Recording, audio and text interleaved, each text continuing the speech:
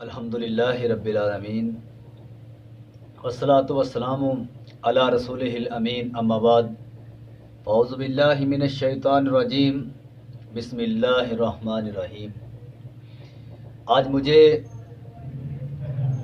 جو موقع دیا گیا اس موقع پر بولنے کا، میں کوئی نہ ہی تو خاص تیاری کے ساتھ آیا ہوں تو نہ ہی آج میرا بولنا بنتا ہے، کیونکہ مجھ سے قبل اور حافظ قرآن جناب افضال فروقی صاحب اور بہت ہی ہم سے پیار کرنے والے نبیل گجر صاحب، اسی طرح ہمارے امیر جناب ہارون عزیزی صاحب موجود ہیں، مگر میں ایک دو گزارشات کے بعد آپ سے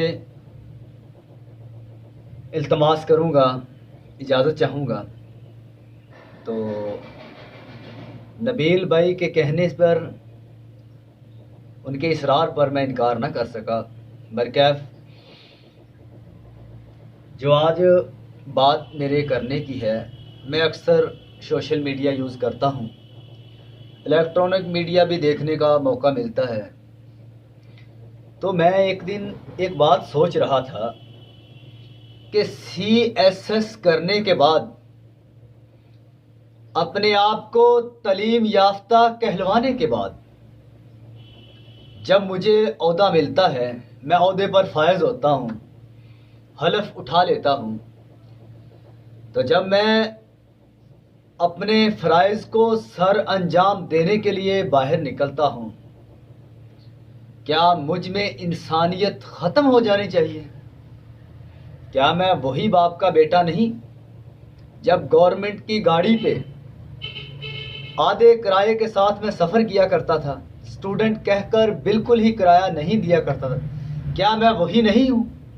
کیا میں اپنی اوقات بھول گیا ہوں؟ کیا دنیا میں زندگی میں نشیب و فراز نہیں ہے؟ آپ کو یاد ہونا چاہیے، غریب پیدا ہونا جرم نہیں ہے، مرنا جرم ہے۔ اسی طرح سے میں نے اپنی آنکھوں سے دیکھا، CSS تعلیم کے بعد جب اس کو عہدہ ملا تو غریب جو مزدور سڑک پہ کھڑا تھا مزدوری کے لیے ریڑھی لگا کر، اس کے پھلوں کو نیچے گراتے ہوئے، دھکے دیتے ہوئے اور اس کا نقصان کرتے ہوئے، وہ جناب حکومت کا سٹیکر لگا کر یہ عالم کر رہا ہے، وہ کہاں کر رہا ہے؟ جہاں سے وہ جن ٹیکسوں سے پڑھ کے آگے گیا ہے۔ کیا اس کو اسلامی معاشرہ کہتے ہیں؟ کیا اس کو انسانیت کہتے ہیں؟ اسی طرح سے اس کے متبادل میں نے دیکھا، جن کو آج تک ہم دہشت گرد کہتے رہے، طالبان کہتے رہے، جرنل آیا، اس نے کیا دیکھا؟ عورت سبزی کی ریڑھی لگا کر کھڑی ہے، اس سے پوچھا بی بی کیا بات ہے تو یہاں کھڑی ہے؟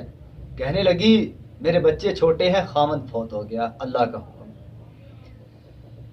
جرنل کہنے لگا بی بی یہ سامان لے کے تو گھر چلا جا، یہ سامان لے کے تو گھر چلی جا، آج کے بعد وظیفہ تیرے گھر آئے گا۔ آنکھوں سے آنسو ٹپک آئے۔ وہ معاشرہ جس کو ہم دہشت گرد کہنے والے اور یہ جس کو ہم مہذب معاشرہ کہتے ہیں، اور پاکستان جس کو ہم نے لا الہ الا اللہ کی بنیاد پر حاصل کیا، یہ پاکستان۔ اور اسی کے ساتھ ہی اور بات کیا ہوتی ہے؟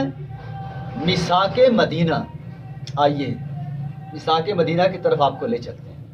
حضرت عمر رضی اللہ تعالیٰ،